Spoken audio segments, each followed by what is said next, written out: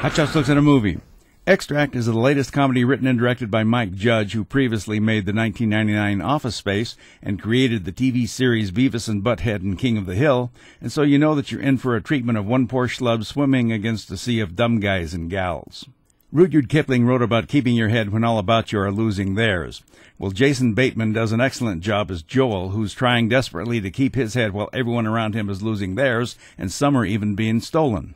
Joel owns a company that makes flavoring extracts, but his two biggest problems are trying to avoid talking to his annoying neighbor, especially when Joel is trying to get home to his wife every evening after work before Suzie puts on her sweatpants and ties the knot. That means that there will be no sex that night, and Joel laments to his buddy Dean that there hasn't been any sex in months. Dean is played by Ben Affleck, and he's a bartender where Joel used to work.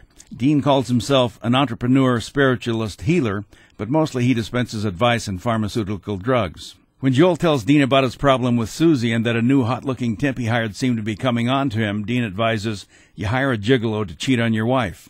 That way, you see, if Suzie takes the bait and cheats on Joel with the gigolo, then Joel can cheat on Suzie with the new temp and not have a guilty conscience.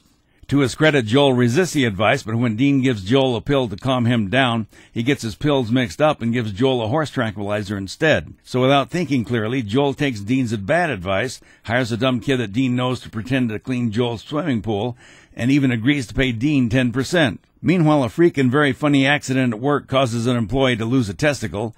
The hot-looking temp is much more than she appears to be, and Joel ends up with more problems at work than he has at home. Extract is full of the dumbest characters you will ever meet, but also extremely funny. I'm Dan Culverson, and this is Hot Shots.